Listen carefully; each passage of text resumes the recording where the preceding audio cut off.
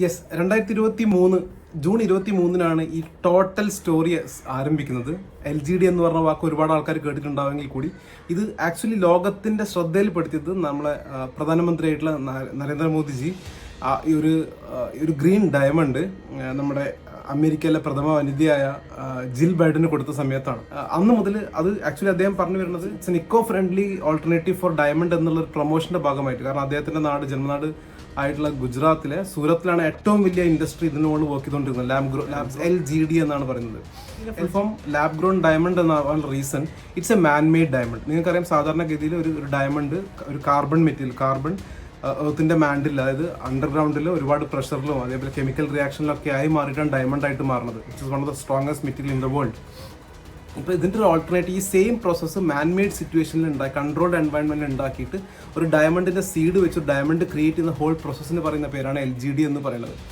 ആ പ്രൊഡക്റ്റിൻ്റെ പേരാണ് LGD എന്ന് പറയുന്നത്. ഇനി ഇതിൻ്റെ പ്രത്യേകത, ഇത് ഉണ്ടാക്കുന്നത് ഒരു 2-3 പ്രോസസ്സ് ഉണ്ട്. വൺ ഈ കെമിക്കൽ വേപ്പർ ഡിപ്പോസിഷൻ എന്ന് പറയാറുണ്ട്. അതായത് ഈ കെമിക്കലിൻ്റെയും ഹൈ പ്രഷർ ഹൈ ടെമ്പറേച്ചർ സിറ്റുവേഷനിൽ കെമിക്കൽ റിയാക്ഷനിലൂടെ ചെയ്തെടുക്കുന്ന ഒരു കൺട്രോൾഡ് എൻവയൺമെൻ്റാണ് ഈ CVD എന്ന് പറയുന്നത്. രണ്ടാമത് HPHT എന്ന് പറയും, ഹൈ പ്രഷർ ഹൈ ടെമ്പറേച്ചറിൽ. ഈ 2 പ്രോസസ്സിലൂടെ ഡയമണ്ടിൻ്റെ സീഡ് അവർ ഡെവലപ്പ് ചെയ്ത് പൂർണ്ണമായ ഒരു ഡയമണ്ടാക്കി മാറ്റുകയാണ് ചെയ്യുന്നത്. നോർമലി 6 വീക്ക് പ്രോസസ്സാണ്.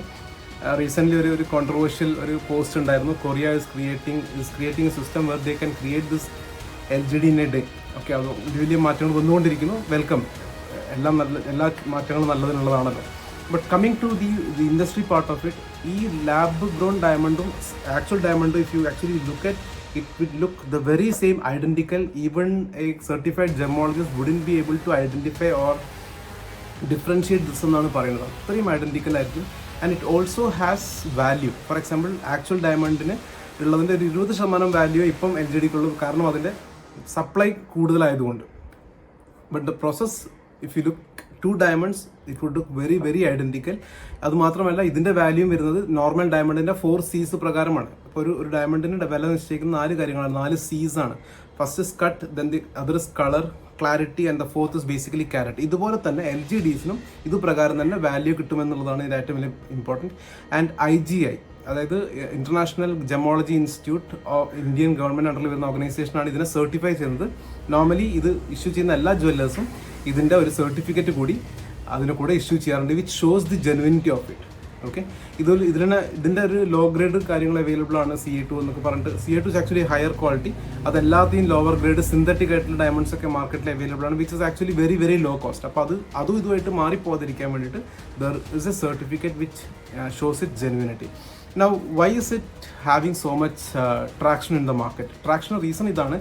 ഒന്ന്, നമ്മളെല്ലാവരും ചിന്തിക്കുന്നത് നമ്മുടെ സൊസൈറ്റി അല്ലെങ്കിൽ നമ്മുടെ ഈ ഒരു സോഷ്യൽ അറ്റ്മോസ്ഫിയർ എൻവയൺമെൻറ്റിനെ കൺസേർവ് ചെയ്യണം എന്നുള്ളതാണ് നമ്മളെല്ലാവരും ആഗ്രഹം. അതുകൊണ്ട് തന്നെ ഒരു എത്തിക്കൽ അല്ലെങ്കിൽ സസ്റ്റൈനബിൾ ആയിട്ടുള്ള ഒരു ഇൻഡസ്ട്രി കൂടിയാണ് ഈ LGD എന്ന് പറയുന്നത്. കാരണം ഒരുപാട് നമ്മളെ പ്രകൃതിനെ ബാധിക്കാത്ത ലെവലിൽ ഡയമണ്ട്സ് എടുക്കാൻ വേണ്ടി ഒരുപാട് മൈനിങ് ആവശ്യമില്ല, ഒരുപാട് ആൾക്കാരുടെ ജീവൻ നഷ്ടപ്പെടുന്നില്ല എന്നുള്ളതൊക്കെയാണ് ഇതിൻ്റെ ഒരു എത്തിക്കാലിറ്റി എന്ന് പറയുന്നത്. Coming to the industry is going like anything. 15-20% average CAGR ഇത് പോകണം. There are controversies to it. അതിൽ പറയുന്നുണ്ട്, ഇപ്പോൾ സപ്ലൈ കൂടുന്നതനുസരിച്ച് ഡിമാൻഡ് സപ്ലൈൻ്റെ ഒരു വലിയ അന്തരം ഉണ്ടാക്കി വെച്ചിട്ടുണ്ട്. അതും ഒരു ഇറ്റ്സ് അഗൈൻ എ പൊളിറ്റിക്. അത് നമുക്ക് അറിയാൻ ആഗ്രഹം ഉണ്ടെങ്കിൽ നിങ്ങൾക്ക് കയറി നോക്കാവുന്ന ഒരു വിഷയമാണ്. ഈ ഡയമണ്ടിന് ഇത്രയും വില നിലനിൽക്കാനുള്ള കാരണം എന്താണെന്നൊക്കെ നോക്കുവാണെങ്കിൽ, if you go deeper into it, you will see a different story about it. Now, coming to my point, as long as the demand is there is always a need for supply. അതുകൊണ്ട് തന്നെ LGDs അടുത്തൊരു 5-6 വർഷം it is going to stand still എന്നാണ് എൻ്റെ ഒരു നിഗമനം.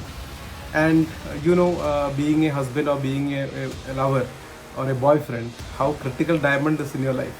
So അതിൽ പറയുന്നത് only 5% of the ladies in India is wearing a diamond എന്നാണ്, or even thinking to wear of it. ബാക്കിയുള്ളവർ അത് ഒരിക്കലും അവർക്ക് അഫോർഡബിൾ അല്ലെന്ന് ഇപ്പോഴേ തീരുമാനിച്ച് വെച്ച് മാറ്റി വെച്ചേക്കുവാണ്.